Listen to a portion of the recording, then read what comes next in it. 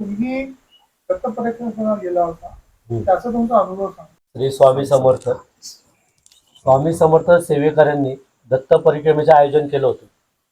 त्याच्यामध्ये मी स्वतः अमित शेळके, विनायक गायके, अमित शितकंदे, त्यानंतर कपिल काळे, विश्वनाथ काळे, शिवाजीराव गायकवाड हे सर्व परिक्रमेला होते. आम्ही आपली सफारी गाडी घेऊन, जो स्वामी रथ आम्ही ज्याला म्हणतो, सफारी गाडी घेऊन दत्त परिक्रमेला गेलो. सुरुवात आमची स्वामी समर्थ समाधी मठ अक्कलकोट येथून आम्ही केली. त्याच्या आदल्या दिवशी आम्ही शितकंदे एक वर्दी घेऊन अक्कलकोटला त्या सफारी गाडीतून गेलो. आणि सेकंड डे आम्ही दत्त परिक्रमेला निघालो. दत्त परिक्रमेला कुठं कुठं जायचं हे काही ठरलेलं नव्हतं, पण दत्तधाम करायचं एवढंच होतं.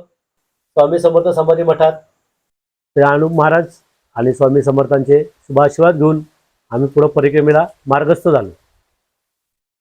कुठं जायचं काहीच माहिती नव्हतं. मग तिथनं पुढं जाताना आम्हाला सगळ्यांना भूक लागली, म्हणून एक साधं हॉटेल होतं, तिथं पिठलं भाकर खायला आम्ही थांबलो. आणि त्यांना विचारलं, इथनं बसव कल्याण शेष शाही पादुका फक्त ऐकून होतो, पण ते कुठे काय काहीच माहिती नव्हतं. तर हॉटेलवाल्यांना आम्ही जस्ट विचारलं की बाबा इथं कुठे आहे बाबा हे ठिकाण, शेष शाही पादुका कुठे आहे? ते म्हणले ते जायच्या तिथं वाटेतच अचलबेट म्हणून ठिकाणी, ते पण एक दत्तधाम आहे, तपोभूमी. तिथं तपोभूमी, भरपूर ऋषींनी तिथं तप केलंय. खूप छोट्या छोट्या पण गुहा आहेत, पण आतमध्ये त्या मोठ्या झालेल्या आहेत. अशा गुफांचं तिथं तुम्ही दर्शन घ्या. आणि ते तिथनं फक्त एक 10-15 किलोमीटरवरती होतं. रस्त्याच्या जे जाताना माणिक प्रभूंच्या इकडं बसव कल्याणला जाताना रस्त्याच्या उजव्या वाटेला फाटा आहे, तिथनं आतमध्ये गेलो. एक छोटाच आपल्या पर्वती एवढा छोटा डोंगर आहे. गेलो आम्ही, तिथं आरती चालू होती. आरती झाली, आरतीला थांबलो आम्ही. खूप सुंदर असं आहे, त्यांचं स्वतःचं वृद्धाश्रम आहे, पारायण करण्यासाठी छान व्यवस्था आहे. आणि तिथं संतांची समाधी. त्यानंतर आम्ही तिथं विचारलं इथं ते गुफा कुठे आहेत? त्यांनी सांगितलं काही पायऱ्या उतरून गेल्या की तुम्हाला, पायऱ्या उडतानाच तिथली पॉझिटिव्ह एनर्जी खूप अशी आली, खूप निरव शांतता, एकदम संध्याकाळच्या वेळेस खूप शांतता होती. तिथं गेल्यानंतर एक वेगळी अनुभूती, एक वेगळी एनर्जी जाणवली, की जाणू इथं कोणतेही ध्यानस्थ आहेत किंवा मंत्रोपचार चालू आहेत. त्या ठिकाणी स्वतः एवढा मंत्रमुग्ध झाला आम्ही शितकंदे. तो म्हणला मी इथंच राहणार, मी इथंच राहणार. म्हणला माझ्या घरच्यांना सांगा मी सगळं प्रपंच सोडला, मी आता इथंच. तो तिथं बसला, अक्षरशः समाधी अवस्थेत जाणवत होतं की आता हे घर सोडून द्यावं आणि इथंच राहावं. हा समाधी अवस्थेत बसला, म्हणजे मांडे घालून मी इथनं आता निघणार नाही. या अक्षरशः त्याला आम्ही ओढून नेला, बाहेर आणला. आणि जेव्हा पायऱ्या सोडून आम्ही वरती आलो, पूर्व स्थितीमध्ये आलो. पूर्ण स्थितीमध्ये की ज्या माग तो जे म्हणत होता की मी इथंच राहणार, त्या एनर्जीत जेव्हा बाहेर आलो तेव्हा हा परत आपला नॉर्मल. ते दर्शन पुढे घेऊन आम्ही पुढं बसव कल्याण विचारत गेलो. बेसिक सगळ्यांचीच आमची ही अवस्था झाली होती की तिथंच राहूयात अचलबेटमध्ये. हा आम्हाला आलेला अनुभव गुरु परिक्रमा करताना. इथून पुढे आमची हळूहळू सुरुवात होत गेली. पुढं आम्ही बसव कल्याणला गेलो, तिथं शेष शाही पादुका विचारलंय. तिथल्या भरपूर लोकांना माहितीच नाही, त्यांनी याला सदानंद मठ म्हणू नये. म्हणून मग आम्ही ते सदानंद मठात गेलो. तिथं सदानंद महाराजांची स्वयंभू समाधी, तिथे एकूण 75 संजीवनी समाधी आहेत खाली. हे गुफे टाईप येत आतमध्ये जाता येतं, एवढ्या स्वयंभू समाधी आहेत. तिथलं सगळ्यात मोठं वैशिष्ट्य म्हणजे तिथं गणपतीचं जे आधीचं स्वरूप, जे मनुष्यरूपी जो शिर आहे, तर मनुष्यरूपी शिराची एकमेव मूर्ती ती सदानंद मठात आहे. आणि तिथली सरस्वती माता ही सदानंद महाराजांना बोलायची. ही कलियुगा काही खंडानंतर ते बंद झालं बोलणं, माता स्वतः बोलायची. सदानंद महाराजांचं सांगण्याचं असं की ते परमशिव भक्त, ते खूप पाराकोटीला पोहोचले, पण त्यांना गुरु नसल्यामुळं महादेवांनी सांगितलं गुरुशिवाय तुला ज्ञान. मग ते म्हणले महादेवांना तुम्ही गुरु व्हा. ते म्हणले नाही, मी तुझा आराध्य आहे, तू पुढं जा, जिथं तुला ओमचा ध्वनी येईल तिथं तुला गुरु भेट. त्यांनी भारत भूमी पूर्ण भारताच्या बाहेर सगळं प्रदक्षिणा केली, पायी फिरले, त्यांना कुठं ओंकार आला नाही. ज्या ठिकाणी त्यांची संजीवनी समाधी आहे बसव कल्याणला, तिथं त्यांना जमिनीनं ओमचा ध्वनी आला. त्यांनी इथं खोदलं, मग त्यांना शेषाचं रूप आलं, शेषाने रूप दिलं. मग त्यांनी सांगितलं की बाबा तुम्ही माझे गुरु आहात. ते म्हणले ते नाही, तुझे गुरु प्रकट होतील. आणि तिथं मग स्वतः दत्त महाराज प्रकट झाले आणि त्यांनी त्यांना दीक्षा दिली. आणि जेव्हा ते जातात ते म्हणले मग मला तुमच्या पूजेसाठी, म्हणून शेषाच्या ह्याच्यामध्ये दत्त पादुका म्हणून शेषशाही दत्त पादुका ह्या तिथे. मग आम्ही तिथं मुक्काम केला. तेव्हा आमचं संध्याकाळी दर्शन झालं होतं. तर सकाळी परत विचारलं सरण म्हणजे दर्शन वगैरे घेतलं, आरती वगैरे झाल्यावर की इथं कुठं आहे. मग त्यांनी त्या मठाच्या पाठीमागच एक छोटं विवर आहे, छोटा दरवाजा आहे. तो दरवाजा उघडला, एक 10-11 पायऱ्या खाली तो भुयारा टाईप जातात. तिथं ती स्वयंभू ती दत्त शेषशाही पादुकाची शिळा आहे. मग आम्ही म्हणलं काय, मग ते म्हणले तुम्हीच पूजा वगैरे करा. आमचं स्वामी समर्थांच्या याच्यामुळे एवढं भाग्य की ती पूजा करायला आम्हाला स्वतः भेटली. मग ते पुन्हा अभिषेक करणं, फुलांनी सजावट करणं, ते स्वयंभू पादुकांना हात लावून पहिलं जे चालू झालं ते तिथनं एक चालू झालं. तिथनं पुढं आम्ही याला गेलो माणिक प्रभूंना. दत्तांचे यवनी रूपातले 3रे अवतार आणि दत्त संप्रदायातले 4थे धरले जातात. माणिक प्रभू यांची स्वयंभू समाधी माणिक नगरला, कर्नाटक. तिथे आम्ही पहिल्यांदाच गेलो तिथेही आरती होती, आरती चालू होती. हे दत्तप्रभू म्हटलं हा आमचा सगळ्यात मोठा अनुभव की ज्या ज्या ठिकाणी आम्ही गेलो त्या त्या ठिकाणी आम्हाला आरती भेटली. आरतीला आणि पुढे थांबायला योग आले. आरती चालू असताना सर्व आरती थांबलो होतो. तिथं निशब्द झालतो, काहीच माहिती नाही मला. सगळे आल्यानंतर ना यांनी सांगितलं की हे प्रदक्षिणा वगैरे करू आले, पण मी एकाच जागेवर होतो. दादा एकाच ठिकाणी थांबले होते आणि त्यांच्या डोळ्यातले आलेले पाणी ते मी पहिल्यांदा बघितलं. ह्यांनी मला आवाज दिला, हलवलं. काय झालंय तुला? तर तो आम्हाला वाटलं तू तो काय बघण्याच्या रडतोय, स्थितीमध्ये नव्हता. कशाबद्दल रडतोय. तो ज्या पद्धतीमध्ये थांबला होता त्याला हा 2-3 वेळा विचारलं की अरे काय झालं, पण तो बोलण्याच्या अजिबात स्थितीमध्ये नव्हता. तर त्यांनी सांगितलं की तो स्वतः तिथं बसलेला आणि महाराज पूर्ण मांडीवर शर्ट ओला घालता आणि एवढे अश्रू. हे जे त्याचं अंग सगळं भिजलेलं होतं, म्हणजे टोटली जे शर्ट होता अंगावरती तो सगळा भिजलेला होता. तिथं थोडीशी आम्हाला जाणीव झाली की त्याचा वैयक्तिक बोलणं चालू आहे महाराजांचं. मग नंतर न जे माणिक प्रभू महाराजांची समाधी होती, असे अनुभव येते की मी बाल्यावस्थेत गेलतो आणि माणिक प्रभू मांडीवर खेळत आहेत. महाराज मांडीवर खेळत आणि महाराजांनी आदेश दिला आत्ता जे माझ्या गादीवरती आहेत त्यांचे तू चरण स्पर्श कर. हा सगळ्यात मोठा चरण स्पर्श म्हणजे त्यांना हात लावून पाया पड.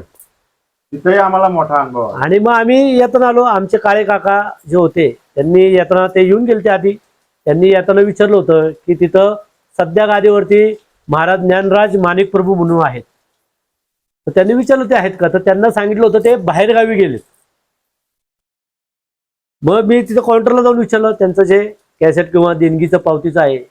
म्हणलं आत्ता गादीवरती आहेत, म्हणजे मला तेव्हा नाव माहिती वगैरे काही नव्हतं. आमचे जे विश्वनाथ काळे आहेत त्यांना माहिती होतं. म्हणलं आत्ता गादीवर कोण आहेत, हे कुठे आहेत.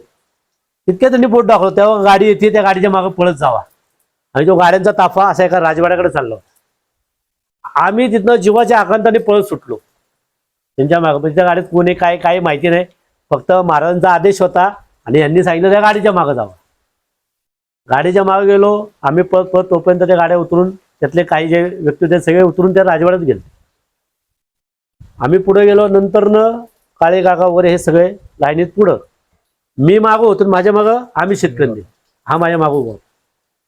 आम्ही तिथं गेलो तेव्हा गादीवरती असलेले ज्ञानराज माणिक प्रभू ते अक्षरशः त्यांची जी सिसो चेअर असते त्यावरती अशा स्थितीत बसले होते. हे दोन्ही अंगठे धरून असे बसले होते वरती पाय घेऊन. आणि आम्ही पाय लावून आलो असं एक 5-1 फुटाचं अंतर. व त्यांचे पिये वगैरे त्यांचे सेवेकरी बाजूला होते. ते झालं. ते काळे काका शिवाजीराव गायकवाड हा स्वतः पप्पू म्हणजे विनय गायके स्वतःला त्यांनी सगळ्यांनी तिथनं पाया पडले. तिथं परत मला संभ्रम निर्माण झाला. आदेश काय आलाय, चरण चरण स्पर्श. आणि ह्यांनी काय केले, अंगठे धरून पायवरती. पाय वरती तर चरण दर्शन कसं घ्यायचे. म्हणून मला तेच विचार. हा माझ्या मागं होता, म्हणजे नंतर पण हा माझ्या मागच उभा होता. तर ते उठले आतमध्ये निघून गेले. मग अजून संभ्रम की हा मला मग भास होता नाही का, किंवा काय होतं आणि आदेश दिलाय मग तो खरा आहे का. ही संभ्रमित अवस्थेत विचारातच बसलो. तोपर्यंत हे सगळे निघून गेले. नंतर ज्ञानराज माणिक प्रभू स्वतः बाहेर आले आणि समोरून डायरेक्ट असे उभे राहिले, हा बेटा चरण स्पर्श कर. तेव्हा पहिले लगेच त्यांचे पाय भरले, दर्शन घेतलं. हा मागच होता, याला म्हणलं दर्शन कर. मग त्यांना म्हणलं आमचे बाकी स्नेही आहेत, पाया पडून देत, त्यांनाही आम्हाला स्पर्श करून देत, 16 ते पाळतात भरपूर. 16 खूप पाळतात. मग चरण स्पर्शाला म्हणले आमचे सगळं आहे, सगळं आम्ही स्वामी परिवार आहे, दत्त संप्रदायात चाललोय, तर सर्वांनाही तुमचं दर्शन व्हावं. हे ते म्हणले चालन. मग त्यांना म्हटलं आधी तुम्ही असे बसले होते, नंतर गेले परत आले. त्यांना प्रश्न केला, आमची योग्यताने पण एक मनाची संभ्रम अवस्थेमुळे त्यांना प्रश्न केला. बोले बेटा आदेश तेरे को हुआ था, वो पहले आ गए तो उनको कैसे मैं चरण स्पर्श करने दूं? अभी तेरा हो गया. जो महाराज श्री म्हणतात, माणिक प्रभू ने इथं महाराज श्री म्हणतात. महाराज श्री ने जो किया था वो कार्य पूरा हो गया, अभी ठीक है बोला. हा मागवता पाहिलं, मी म्हणलं अरे त्याला डायरेक्ट असं घेतलं, पाया पण पाहिलं, हात लावून याला डायरेक्ट असा घेतला आणि हे पायाला उतरून खाली गेलते. यांना तिथनंच आवाज दिला, म्हणजे एवढी उत्कंठ आली त्यांच्या समोर योग्यता नसताना, लवकर या पाया पडायला लवकर या. मग हे रिवर्स आले पाहिलं आणि तेवढं आलं, त्यांनी छान वार्तालाप केला. मग त्यांनी माणिक प्रभूंची 200वी शताब्दी वर्ष होतं, त्यांनी आम्हाला सगळ्यांना आमंत्रित केलं पारायणाला. तुम्ही पारायणाला कंपल्सरी यायचंच, म्हणजे हा आदेश समजा, पण तुम्ही यायचंच. मग विनय गायके, मी, आम्ही शितकंदे, शिवाजीराव गायकवाड आणि विश्वनाथ काळे काका, आम्ही तेव्हा पण पारायणाला गेलो. मग ते प्रसाद वगैरे घेतला, हे म्हणले हो. आम्ही तिथलं सगळं सुंदर झालं, सगळं माणिक प्रभूचं दर्शन. तिथनं पुढं आम्ही निघालो. तिथनं पुढं फक्त माझं हैदराबाद मार्गे, हैदराबाद आम्ही विचारलं. त्यानंतर थोडी रात्र आली, म्हणून एका ठिकाणी थांबलो. तर ह्याला डाऊट आला, ह्याला डाऊट आला गाडी संदर्भातला. तो आता हा सांगल ते कसं झालं काय झालं. मी आज 13-14 वर्ष वाहतूक व्यवसाय करतो. तर आम्ही परिक्रमेला निघालो असताना हैदराबादच्या आसपास गाडीचा वेग कमी व्हायचा. तर माझ्या मनात संशय आला की आपण गाडीचं ऑइल चेक करूया. म्हणून मी गाडी एका पेट्रोल पंपामध्ये घेतली. गाडी पेट्रोल पंपामध्ये घेतल्यावर बोनेट उघडलं, गाडी थंड होऊन दिली, इंजिन थंड झालं, ऑइल लेवल चेक केली, तर गाडीचं मला गेजला ऑइल लागलं नाही. तर आता मी आज 13-14 वर्ष जर वाहतूक व्यवसाय करतो, मला काहीतरी अनुभव असणार. मी म्हटलं ही अशक्य गोष्ट आहे की विदाऊट इंजिन ऑइल गाडी चालू शकत नाही, इंजिन स्विच होतं. हे कसं झालं नाही, म्हणून मी ऑइल आणायला गेलो. म्हटलं 1 लिटर कमी पडलं असेल, लेवल कमी असेल. ऑइल आणलं, गाडीमध्ये 4.5 लिटर इंजिन ऑइल बसलं. ते ऑइल घेताना त्या पंप मालकाने मला पाहिलं. तो पंप मालक धावत आला की तुम्ही एवढं इंजिन ऑइल गाडीमध्ये कसं काय घालताय आणि मग तुम्ही कुठून आलात. त्यांनी चौकशी केली माझ्याकडे. तर म्हटलं आम्ही असे दत्त परिक्रमेला निघालो आहोत. तर तो आश्चर्यचकित झाला. ते गृहस्थ जे आहेत ते मुस्लिम धर्माचे होते, पण त्यांनी आम्हाला आग्रह केला की आपके साथ कोई रूहानी ताकत है, आप मेरे घर पे खाना खाने चलिए. तर आम्ही त्यांना म्हटलं की आम्ही परिक्रमेमध्ये असताना परान्न सेवन करत नाही किंवा कांदा लसूण वगैरे असलेलं अन्न आम्ही खात नाही. तो म्हटला आपको जैसा होना, त्यांच्या भाषेमध्ये, वैसा मैं खाना आपके लिए बनाने को बोलता हूँ, लेकिन आप मेरे घर पे आओ, आपके साथ में कोई रूहानी ताकत है. तर हा एक अनुभव म्हणजे माझ्या आयुष्यातला एक वळण देणारा अनुभव होता. गाडीची कॅपॅसिटी जेवढ्या ऑइलची तेवढं ऑइल लागलं, म्हणजे गाडीत ऑइलच नव्हतं. गाडीमध्ये आणि 1100 किलोमीटर गाडी चालली, गाडीत ऑइलच नाही. म्हणजे हे भगवंताची लीला, म्हणजे हे लाईव्ह सगळे. आणि आम्ही पण नाही की तिथं जे पेट्रोल पंपावरचे ते पण नाही. त्यांनी पण एवढा आग्रह केला आम्हाला, आम्ही असं जेवण बनवतो, तुमच्यासारखं बनवतो नाही का, आपण सगळं घर शुद्ध करतो, पण तुम्ही आमच्या घरी मुक्काम कराच, एक मुक्काम करा. पण ते आम्हाला कसं पुढचा प्रवास करायचा होता म्हणून तो तिथं सोडून आम्ही पुढे मग प्रवासाला निघालो. वाटेल किलोमीटर गाडी बिगर चालली. 1100 नेट 1100 होतं त्याच्यावर, नेट 1100 किलोमीटर आधी. आणि आम्ही गेलेलो, ते कॅल्क्युलेशन आपण लावलं होतं ना मीटर, ते एवढ्या आश्चर्यचकित झाले ते विचारताच नाही. तेव्हा आम्हाला बी ह्या गोष्टींचा उलगाड होत गेला की बाबा काहीतरी आहे. आम्हाला काहीच माहिती नव्हतं. हा ड्रायव्हर आहे, ह्याला त्यातल्या गाडीतलं सगळं कळतं. आम्ही शेजारी बसायचं, फक्त गाडीमध्ये बसायचं आम्ही काम केलं. पुढं तिथून आम्ही पुढचा प्रवास चालू केला, पण त्या माणसाला त्याचं समाधान व्हायना. तो आम्हाला सोडायला तयार नव्हता. त्याची इच्छा होती की आम्ही त्याच्या घरी जेवण करावं, पण आम्हाला पुढे ते शक्य नव्हतं की कारण की पुढचाही प्रवास होता त्याच्यामुळं पुढे आपण माझ्या मते यायला निघलो झरणी जर्नी नरसिंह. झरणी नरसिंह म्हणजे झरणी असुराचा नरसिंहांनी आपल्या भक्त भक्तपारला एवढंच माहिती, पण झरणी राक्षसाचा जो नरसिंह महाराजांनी म्हणजे त्यांनी जिथं वध केला ते त्या भुयार जाऊन लपले होते. त्यांनी त्यांच्या नखाने ते भुयार पाड, तर नागाचे 7 टन आहेत तिथं, आणि तिथं सौम्य अवस्थेतले नरसिंह महाराजांची मूर्ती आहे, आणि तिथे त्यांचा वध केला. ते सगळं तो पाणी रक्ताचा पाड होता. ते म्हणले भगवंता हे रक्त आहे मग कोण येणार नाही का, आणि तुला नंतर पश्चाताप करून माफी मागली म्हणून भगवंत इथं स्वयंभूश आहे, स्वयंभू तिथं राहिले. मग दर्शनाला येताना मग त्या पाण्याचं भगवंतांनी गंगेच्या पाण्यात रूपांतर केलं. ते पाणी एकाच जागेवर असून तर खाली शेवाळं नाही, दुर्गंधी नाही. कमीत कमी 700 मीटर तरी आतमध्ये जावं लागत असेल. तिथल्या मंदिर ट्रस्टने आतमध्ये ऑक्सिजनचं व्हेंटिलेटर वगैरे लावलेले. भगवंताची एकदम सुंदर मूर्ती, स्वयंभू मूर्ती आहे. आपण किती लहान मोठा माणूस होता इथपर्यंतच हृदयापर्यंतच पाणी, हृदयाच्या वरती पाणी येत नाही, आणि स्वच्छ सुंदर पाणी. ते पाणी बदलत पण नाही किंवा अशी पायवाट किंवा जायला काही नाही. तर एवढं तो एक चमत्कार आहे तिथं. तिथं आम्ही पहिल्यांदाच गेलतो दर्शन करून मस्तपैकी सगळं. तिथं फक्त बाहेर लॉकरची व्यवस्था आहे, कपडे बिपडे ठेवायची. तुम्ही सोहळ्यात किंवा आंतरवस्त्रावरती जाऊ शकता, कपडे भिजतात, किंवा तुम्ही बाकी मोबाईल बिल काढून तसे कपड्यांशी जाऊ शकता. लॉकर एवढं सुंदर तिथं दर्शन. तिथनं पुढं ते दर्शन झालं. मग आमचा प्रवास झाला पिठोपूर. कंटिन्यू ड्रायव्हिंग आम्ही शेतकरी सद्गुरूंनी न कंटिन्यू थकता ड्रायव्हिंग पूर्ण ड्रायव्हिंग करून घेतली. 4 दिवस कंटिन्यू ड्रायव्हिंग. फक्त सदानंद मठात मुक्काम होता. डे नाईट ड्रायव्हिंग आम्ही शेतकरी.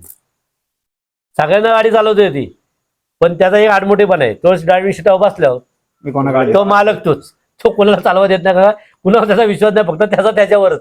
हे त्याचा हा आडमोठपणा कुणाच देत आहे. त्याचा पुढे अनुभव बी आला सगळ्यांना की दुसऱ्यांनी चालवलं काय होतं तेही तो सांगेल. तिथनं पुढं पिठापूरला आम्ही पोचलो. पिठापूरला पोचल्यानंतर दुपारी आम्ही पोचलो. रस्ते जरा कंजेस्टेड आहेत, अजून डेव्हलपमेंट चालू आहे पिठापूर. आम्हाला काहीच माहिती नव्हतं, ऑनलाईन बुकिंग वगैरे काही सिस्टीम काहीच माहिती नव्हतं, कारण पहिलीच वेळ. तिथे गेलो. आमचे काळे काका, शिवाजी काका ते विचारायला गेले रूम वगैरे. ते काउंटरला विचारत होते, तोपर्यंत आम्ही दमलो होतो गाडीच्या प्रवासाने, म्हणून तिथं चेअर होते त्या चेअरवर बसलो. त्यांनी सांगितलं रूमच नाही, सगळं फुल होतं. म्हणलं मग आम्हाला संध्याकाळी मिळेल, उद्या मिळेल. म्हणलं ऑनलाईन बुकिंग आहे, जवळ आठवड्याभर बुकिंग आहे, तुम्ही रूमच नाही. आणि तिथं आम्ही आधी बाहेर व्यवस्था बघितली तर बाहेर कुठं लॉजिंग किंवा असं काहीच नाही पिठापूरला. जे जाऊन असेल त्यांना भरपूर माहिती असेल. मग परत स्वामींचा धावा केला. म्हणलं तुझा आदेश घेऊन निघालोय, असं बसलो रिलॅक्स बसलो तिथं खुर्चो वैतागून. म्हणलं तुझा आदेश घेऊन निघालोय, आता रूम नाही करायचं काय. त्यांना आम्ही एवढे म्हणलं आम्हाला फक्त आंघोळी पुरतं किंवा पाडण्यापुरतं. नाही म्हणले नाहीच. हे स्वामींशी आराधना करत होतो, तितक्यात वयस्कर लोकांचे म्हणजे आजोबा सगळे असे आले, आपले धोतर वगैरे, आणि ते आपले मराठीच बोलत होते पिठापूर आंध्रमध्ये. मग जरा भांबळून गेलो की नाही मराठीत. मग त्यांच्या असे ते उभे आले, म्हणले काय बाबा कुठले काय, म्हणले गोंदवलेचे वगैरे वगैरे. म्हणलं मग बाबा झालं का दर्शन बिर्शन, कारण का आमचे काका होते पण चौकशी होते काय कसं होतं रूमचं वगैरे. त्यांच्या गप्पा मारल्या काय कसं, मग दर्शन होते, म्हणजे खूप छान झालं वगैरे. म्हणले मग आता म्हणले काय रूम सोडतोय. ते रूम सोडतो म्हणलं तितक्यात डोकं चमकलं. म्हणलं चावी कुठे, आणि ज्यांच्याशी बोलत होते म्हणलं हे काय चावी, म्हणलं द्या इकडं. ती चावी हातात घेतली. हे स्वामींचा चमत्कार नुसता. स्वामींना आराधना केली, लोक आली, बोलली, स्वतः खाली बसून चावी हातात घेतली. तिथनं काका काका रूम आपल्याला भेटली ही चावी, त्यांना फक्त रूम नंबर सांगा. आपली रूम बुक झाली. आणि त्यांनी पण एवढं सहकार्य केलं, जे तिथं काउंटरवरती होते त्यांनी फक्त रूम नंबर विचारलं, आमचं नाव लिहून टाकलं की नाही का मागचे वेटिंग आहेत किंवा नाही का पुढच्यांना द्यायचे. काही बोलले नाही, फक्त नाव विचारलं, लिहून टाकलं. ते झालं. मग आनंद झालता. म्हणलं मग आपण इथं काहीतरी दक्षिणा काहीतरी हे करू, म्हणून तिथं एक 501चे दक्षिणा मी केले. हाय म्हणला माझेही करतो माझ्या परिवारातर्फे, ह्यानेही केलं. मग आम्ही रूमचे जे वेगळा व्यवहार होता तो केला आणि रूमवर गेलो. आणि दत्तप्रभू स्वामींच्या कृपेने रूम अशी भेटली की रूमचं तोंड उघडलं की मध्ये गोशाळा आणि डायरेक्ट समोर भगवंत. हे पिठापूरच्या ज्या दत्तपादुका आहेत त्या आम्हाला आमच्या गॅलरीतनं समोर दिसत. तो परिसर ओपनच आहे सगळं. तिथं मग आम्ही मुक्काम केला, थांबलो. त्यातले कपिल काळे त्यांनी श्रीपद शिवल्लभ ग्रंथ इथं घेतला आणि आपला ओझरती झोपेत असतानाच बघून सगळा ग्रंथ दाखवला. त्यांनी ग्रंथ वाचताना सांगितलं, मग सांगतो हा अध्याय आला का, तो अध्याय आला का. ते म्हणले तुम्हाला कसं काय माहिती. म्हणलं काय ना, आता सगळं डोक्यात आलं, काहीच कळालं नाही. त्याने तुम्ही आधी ग्रंथ पाणी केला. म्हणलं नाही. म्हटलं फोटो वाटत. म्हणलं तिथनं बायकोला फोन लावला होता. म्हणलं आपल्याकडे हा ग्रंथ आहे का. मी ऐकलं ना, आमच्याकडे श्रीपद म्हणलं ग्रंथ नाही, पहिल्यांदाच ऐकतो. म्हणजे एक त्याची एक नाही का शंका कुशंका दूर करणे. सकाळी आम्ही उठलो, सोहळं वगैरे घातलं. जनरली सगळे देवस्थानाला गेले सोहळ्यातच असतात. म्हणजे तिथलं जे जे आपल्या धर्माचं पावित्र्य, आपला धर्म आपण रक्षेला पाहिजे म्हणून तिथं गेलो आम्ही. तिथं गेल्यानंतरनं सगळ्यात महत्वाचं, गायी समोर आल्या आणि तिथे एक जण टोपलीत दुर्वा विकत होता. सर्वांनी दुर्वा घेतले आणि गायींना खायला घातले. म्हणजे भगवंताकडे जाताना पहिलं गायीला म्हणजे गोमातेचं पूजन हे झालं आमच्याकडनं. मंदिरात गेलो, सुंदर दर्शन, डोळे भरभरून दर्शन, प्रदक्षिणा मारल्या. त्यांनी औदुंबा झाडापाशी माळ लावून त्यांनी त्यांचे काही संकल्प केले, संकल्प पूर्तता. त्यानंतर संध्याकाळी पालखी होती. ते म्हणले संध्याकाळी परत या पालखीला. आम्ही जनरली आपल्या इथले पालखी म्हणले आपण त्या हिशोबाने सोहळ्यातच गेलो आम्ही पण. तर दत्तप्रभू स्वामी समर्थ आशीर्वाद पालखीला खांदा लावायला सगळ्यांना दिला.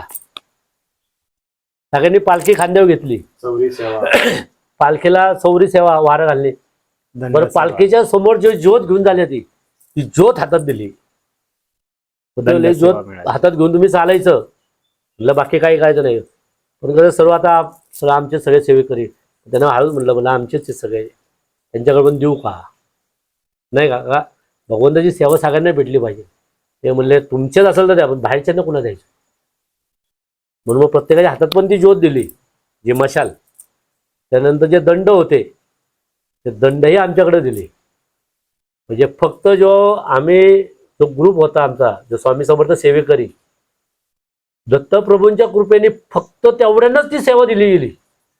पालखीला खांदा, दंड हातामध्ये, मशाल म्हणजे ज्योती हातामध्ये. आणि म्हटलं उद्या परत या, उद्या अभिषेक आहे. परत तो मुक्काम झाला. दुसऱ्या दिवशी सकाळी अभिषेक होता, अभिषेक वगैरे केला. जनरली आपलं मंदिरात जरा फेरफटका मारला. आणि सगळ्यात महत्वाचं तिथं राहण्याची व्यवस्था, म्हणजे जरी कंची असली तरी खूप सुंदर आहे, सात्विक आहे. महाप्रसाद 2 टाईम आहे, त्यामुळे तुम्हाला कुठेही बाहेर दुसरं खायची नाही. तेव्हा पण आहार खूप सात्विक आणि सुंदर आहे. मग तिथं 2 टाईम महाप्रसाद वगैरे तिथं खूप छान आहे. त्यानंतर हे बाकी 16 बदलायला पुढे गेले. हा, मी आणि विश्वनाथ काळे काका ते आमच्याबरोबर होते. तिथं मकर संक्रांतीचा दिवस तो होता. आणि तिथलं होमकुंड जवळ 3 बाय 3चं होतं, जवळ 3.25 किंवा फुटाचं असं मोठं होमकुंड होतं. जे आपण जेवणाला वाढतो ना, एवढ्या एवढ्या बादल्या, तर तुपाच्या बादल्या होत्या 4 मोठमोठ्या पराती भरून समिधा, पेरू, डाळिंब वगैरे हवन सामग्री, सर्व औदुंबराची लाकडं. म्हणजे ती ओंडकीच्या ओंडकी होती. त्यांनी आवाज दिला मला, या यजमान बसा. आता आमचं होम कार्य वगैरे आध्यात्मिक माहिती असल्यामुळं यजमान म्हणलं लगेच कळालं. त्यांनी लगेच हातात यज्ञ कंकण बसवलं, यज्ञ कंकण बांधलं. ह्यालाही लगेच बसवलं. आम्ही दोघं बसलं, काळे काका साईडला खुर्चीवरती बसलो. जो 2-2.5 तास होम चालू होता. मकर संक्रांतीच्या दिवशी दत्तप्रभूंकडनं हे मिळाला खूप मोठा आशीर्वाद. खूप सुंदर 11 ब्राह्मण वेद म्हणून होते, वेगवेगळ्या आहुत्या, सर्व आम्हाला आहुत्या देत चालू होत्या. यज्ञ कंकण हातात बांधलेलं होतं. एवढा मोठा सोहळा झाला.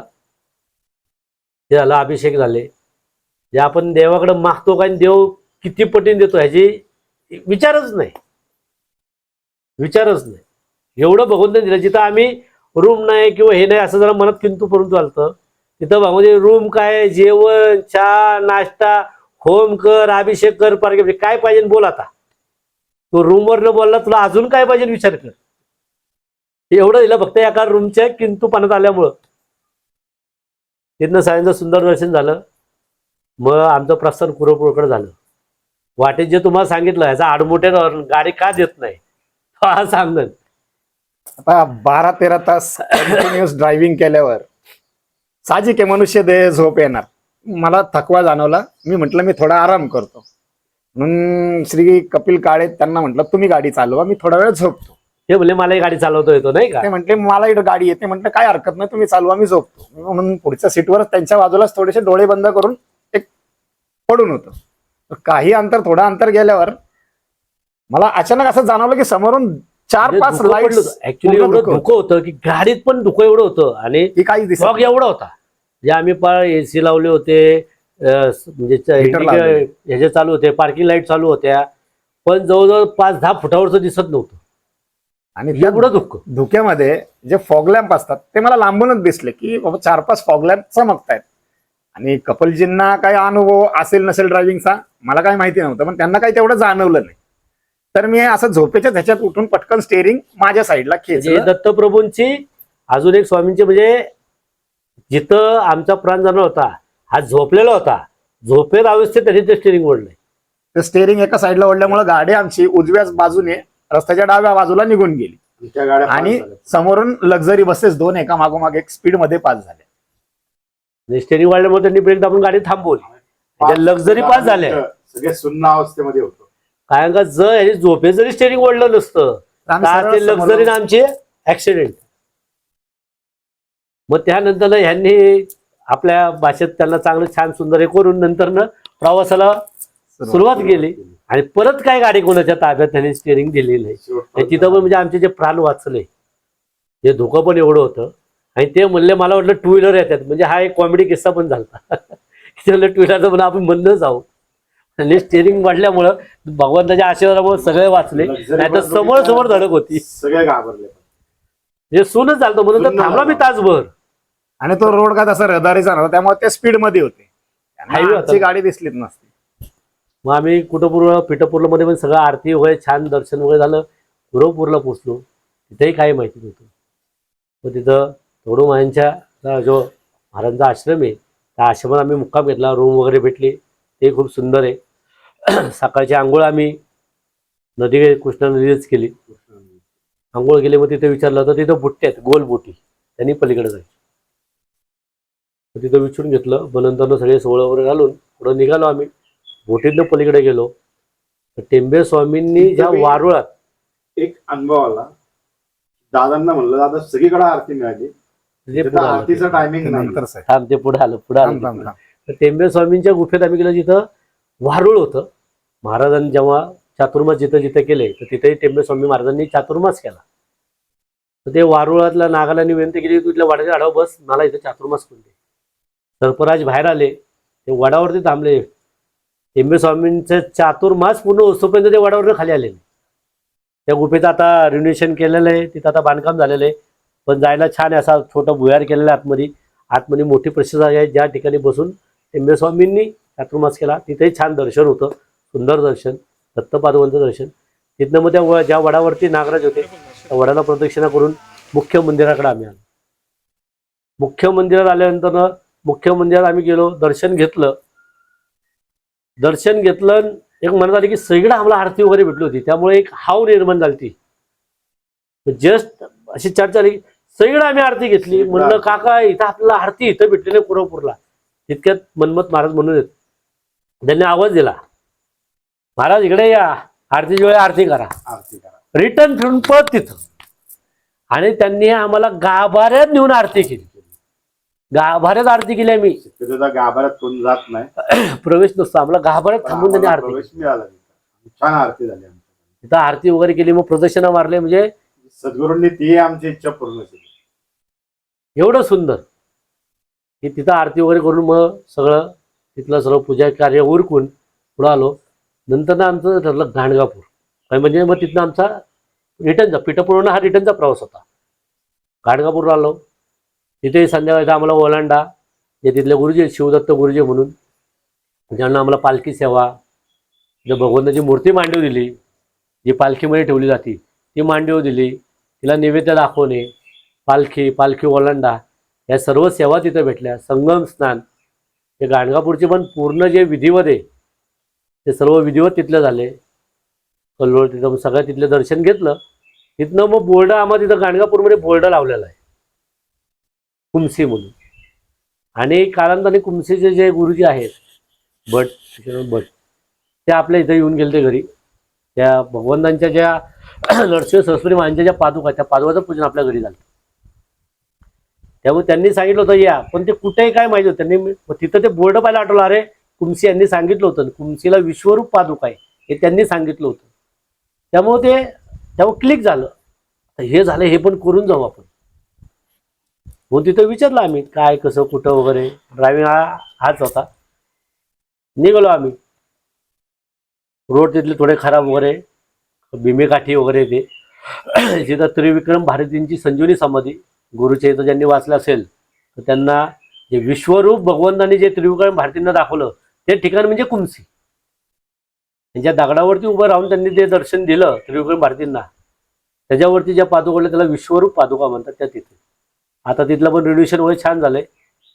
तिथं आम्ही पोचलो संध्याकाळी. तर तिथे त्या आतमध्ये पूजा करत होते. त्यांच्या ज्या भार्या होत्या, आईने आम्हाला सांगितलं ते मंदिरात आहे. छोटं खालीचं मंदिर आहे, सुंदर मंदिर आहे. मग आम्ही गेलो, त्या आतमध्ये पूजा करत होते. छोटीच देवळी. ते आमचे बाकीचे काका होते पुढे होते. त्यांना बोललो पण नाही आम्ही आलोय बिलोय काय. ते आतमध्ये होते. त्यांनी आतनं आवाज दिला, आम्ही जी पुढे या, चला या आतमध्ये या. त्यांना माहिती नाही आम्ही आलोय काय, मागो बाहेर. त्यांना आम्ही दिसलं पण नाही. त्या आतमध्ये देवळी पाठ आमच्याकडे पाठ. पण त्यांनी तिथनं आवाज येऊन पुढे बोललो. लगेच त्यांनी आरती येताना हातात दिलं. खाना म्हणले आरती, म्हणजे तिथं बोलायच्या आधीच. आणि तिथं जायच्या आधी सगळ्यात महत्वाचं, सगळ्यात जायच्या आधी एक चमत्कार घडला. जे आमच्या कपिल गाय यांचं पोट बिघडलेलं होतं. मग आमचं जनरली एक बाबा पोट बिघडलं असेल तर दही भात वगैरे असं खाणं वगैरे. तर चाललं की बाबा इंद्रायणी भात पाहिजे. आता ह्याच्या इथे इंद्रायणी तांदूळ होतो. मग हा म्हणला इंद्रायणी बाबा गिचका राईस पाहिजे नाही का, म्हणजे मऊ मऊ खायला बरं पडतो. हा मला त्याच्यावर सांबार पाहिजे. पण ते आमचे काळे काका म्हणले मेचकूट असलं तर अजून छान सुगंध येतो नाही का. मी म्हणलं त्याच्यावर तूप पाहिजे, साजूक तूप असलं अजून भारी. हा आमचा गाडीतला विषय, कुमसीला जाताना गाडीतला विषय. कुमसी अजून आली पण नव्हती तो विषय. परत आमच्या कपिल काळे म्हणले लिंबाची फोड पण चांगली लागते. हे आमच्या गाडीतलं आपले त्यांचं आमची चर्चा आपली नॉर्मली किंवा हे खायला, म्हणजे आता एवढं सगळं खाल्लं होतं जरा पोटाचे चालेचं थोडेसे होते. ते चर्चा अशी की बाबा आपल्याला असं असं जेवलं पाहिजे. आता हे महाराष्ट्रात थोडं आपल्याला दुसरे कुठे भेटणार आहे का, नाही. इंद्रायणी तांदूळचा विषयच नाही आपला, पुणे मावळ सोडला तर. त्यामुळं हा मग नंतर आमची आरती झाली कुमसीला. काका म्हणले, काका म्हणले की प्रसाद घेतल्याशिवाय आम्हीची जायचं नाही. आम्ही म्हणलं काका प्रसाद म्हणल्यावर ते गिरण केलं. चला म्हणून गेलो. त्यांनी कुटिया बांधली, मस्त सुंदर बांधली. तिथं गेलो, त्यांनी बसवलं. आई आतमध्ये गेल्या. आता आम्हाला काय मग काय कसा आला प्रवास वगैरे त्यांचा आमचा डिस्कस. म्हणजे हा डिस्कस एक 10-15 मिनिटं आमचं सगळं आपल्या अध्यात्मावरतीच बोलणं चाललं होतं. आईंनी सगळ्यांना पत्रावळ्या वाढल्या. सगळ्यात पहिला चमत्कार इंद्रायणी राईस आला. इंद्रायणी राईस ताटात सगळे आम्ही हा वासून बोललो. ते झालं, राईस वाढून झालं, पाजवले. पण आतनं आले बाहेर सांबार सगळ्यांना दिला. एवढं झालं. काका म्हणले नाही का, अरे आता मेचकूट येतो. त्यांनी मेचकूट पण आणलं आणि तूपही आणलं. आणि एकदम शेवटी तुपाची 10 सगळ्यांच्या जाऊ. मग जे आमचे कपिल काळे होते म्हणजे भाऊ लिंब, त्यांनी आतनं आवाज दिला, थांबा लिंबूच कापते. आता आम्ही हिथं बोललो पण त्यांनी आतनं किचन मधून आवाज दिला, लिंबूच कापते. त्यांना ऐकू बी गेलं नाही लिंबाचं. त्यांचं स्वयंपाक घर आणि कुटिया हा बरंच अंतर आहे. त्यांनी तिथनं मोठ्या आवाज दिला लिंबू, आणि त्या लिंबू पण दिले. हे केलं कुणी आणि हे त्यांना सांगितलं कुणी, हे पदार्थ बनवा. आणि आमचं हे त्यांच्याशी बोलणं नाही, हे आमचं गाडीत बोलणं. आणि तिथं गेल्यावरती विश्वरूप पादुकांपाशी आम्हाला दत्तप्रभूंनी जे गाडीत चिंतलं, म्हणजे जर तुमची इच्छा आणि मनात तेवढं शुद्धता असेल किंवा हे असेल तर भगवंत काय करू शकतो. हे भगवंताने जी इच्छा आली ती इच्छा पण तिथं जेवणात, म्हणजे अन्नपूर्णा. स्वतः दत्तप्रभू पण काय अन्नपूर्ण आहेत याचा प्रत्यय सगळ्यांना आला. एक मन आहे ना, जया मनी जैसा भाव त्याच्यात कया तैसा अनुभव. तो अनुभव आम्हाला तिथे आला. झालं तरी ते म्हणले मुक्काम करा. तर सगळ्यांना वर परत हे होती, म्हणलं मुक्काम नको, आम्ही निघतो. ते पुढं कळालं मुक्काम. ते म्हणले का करा. निघालो आम्ही तिथनं. आता आलं तोच वाट, दुसरी वाटत नाही. गेलो, कमीत कमी किती तास फिरवतो, पाऊण तास. पाऊण तास आम्ही नुसतं फिरवतो, सगळं फक्त ऊसाचं शेत. फिरून पुन्हा तिथेच साकवा यायचं. साकवा म्हणजे त्या स्पॉटला, म्हणजे गाडी उजवीकडनं वळवते तिकडं. मॅप लावला होता. आम्ही जिथं टर्न मारायचा तिथं आम्हाला नेहमी एक भिंत आडवी यायची. आणि समोर हायवेवर मला गाड्या जाताना दिसायची की वरून ट्रक चाललेत, पण त्या आम्ही जवळजवळ- ब्रिजला कनेक्ट व्हायला आलो की समोर भिंत दिसायची. आणि पाऊण तासानंतर शेवटच्या टप्प्यामध्ये जेव्हा स्वामींचा दत्तप्रभूंचा आम्ही परत काय चाललंय, की काय महाराज परीक्षा बघताय, जवळजवळ वाजले होते 1:45च्या आसपास आम्ही तिथं होतो. टू व्हीलर वरती. परत आम्ही त्या भिंतीपाशी आलो आणि ती भिंत नंतर गायब झाली. तिथं आम्हाला तो हायवेला टच झालेला रस्ता. त्याने टू व्हीलर वरती, तुम्हाला सांगतो ना, टू व्हीलर वरती एक जण आले, अनुभव आलेले. टू व्हीलर वरती आले 3 जण. हा, ते 3 जण त्यांनी जो मार्गक्रमण केला टू व्हीलर आली एक, त्याला फक्त पुढची लाईट मागची नाही, 3 जण आले टेबलशी. एका गाडीवरतीच होते. काय रे म्हणले, चुकला का, पोरच आली ती म्हणजे अरे तुरे मध्ये. आता ते आमच्या काका बसले होते, काय रे चुकला का म्हणलं, हा ना म्हणलं, अहो इथं बाहेरच पडता येईना, जिथं जिथं आम्हाला आडवी भिंत येते त्या आडवी येते. या माझ्या मागे. नाही का. मला चला माझ्या मागे या, मी रस्ता दाखवतो. त्यांच्या मागे आम्ही हळू हायवेला ते चढले, त्यांनी गाडी डाव्या बाजूला घेतली, मग आम्ही गाडी हायवेला आली. आम्हाला तेव्हा आणि त्यांनी दाखवलं तुम्हाला इकडे जायचं उजवीकडे. आम्ही गाडी अशी लावली, म्हणजे ह्यांनी खाली उतरलं, म्हणावं त्यांना धन्यवाद म्हणावं. खाली उतरलं, कोणीच नाही. हे त्यांच्या आमच्यामध्ये फक्त ते असे टन थांबले, आम्ही असं करून ओढलं, एवढंच. म्हणजे अंतर काय असं 20-40 फूट पण नाही, जनरली फक्त टन मारून खाली उतरलं, कोणीही नाही. आणि 5-6 वेळा आम्हाला तिथं भिंत आडवी आली. 5-6 वेळा स्वतः दत्तप्रभूंनी येऊन त्या चाकव्यांना बाहेर काढून मार्गस्थ केला आम्हाला हायवे आणून सोडलं. आणि असंही नव्हतं की त्या बाबा निघून गेले असतील, तर मार्ग सरळच होता रस्ता, त्यामुळे ते आम्हाला दिसलेच असते किती लागले. स्ट्रेट हायवे, त्यामुळे गाडी पण दिसली नाही. शेतात तर तोच रोड, आम्ही जो रोड आलो तोच रोड. ते वळाला इकडं थांबले, आम्ही वळून असं थांबलो, त्यामुळे ते स्पीडने. आणि आम्ही काही असं थांबलो लगेच उतरलो. तेव्हा त्यांना धन्यवाद मानव. कोणी म्हणजे कोणी नाही, रस्त्याला नाही, त्या हायवेला नाही, उसाच्या इकडं जायचं संबंध नाही. तिथनं बाहेरून ते इकडं आम्ही इकडं वळलो होतो, आणि त्यांनी एवढं दाखवलं, या रस्त्याने सरळ जावा. पण ते शेवटपर्यंत दिसले नाही. दत्तप्रभूंनी चाकव्यांना बाहेर काढून ते गेलं. नंतर डायरेक्ट त्या रोडने सरळ गेलो आम्ही, बसवी सरांच्या चौकात आलो कर्नाटकात. आणि तिथनं मग डायरेक्ट आपलं मेजरगी मार्गे अक्कलकोट. परत अक्कलकोटला येऊन सर्व पूजेची सांगता, प्रसाद वगैरे करून ते करून तिथनं मार्ग. त्याच्यामध्ये एवढे सगळ्यांना असंख्य अनुभव आले, प्रत्येकाला वैयक्तिक अनुभव, प्रत्येकाला. म्हणजे असं नाही की एक मी आहे किंवा एक हा एक तो आहे, सगळ्यांना अनुभव आला. भगवंतांनी प्रत्येकाच्या ठिकाणी प्रत्येकाला कशा पद्धतीने इच्छापूर्ती केल्या, आणि सगळ्या ठिकाणी स्वामी समर्थ दत्तप्रभूंच्या आशीर्वादाने, अनु महाराजांच्या मार्गदर्शनाने आम्हाला प्रत्येक ठिकाणी आरती, प्रत्येक ठिकाणी, आणि प्रत्येक समस्येवरती तोडगा. आणि तेव्हा कळालं की जेव्हा भगवंताच्या लाईनीवर तुम्ही जाता, सगळं त्यांच्यावर सोडा, काही करू नका. त्यांनी सगळं ठरवलेलं आहे. तुमचं पुढं काय मिळणार आहे, तुम्हाला खायला काय मिळणार आहे, हे ते ठरवतात. फक्त तुम्ही अंतर्मनाने जाणे हे महत्वाचं आहे. हा ध्यानाचा उपयोग नाही. ते गेले की सगळा मार्ग सुंदर आहे, आणि खूप अनुभूती प्रत्यक्ष सगळ्यांनी अनुभवली. हीच भगवंताची कृपा. अध्यात्मावर अशीच माहिती मिळवण्यासाठी देव माझा चॅनलला सबस्क्राईब करा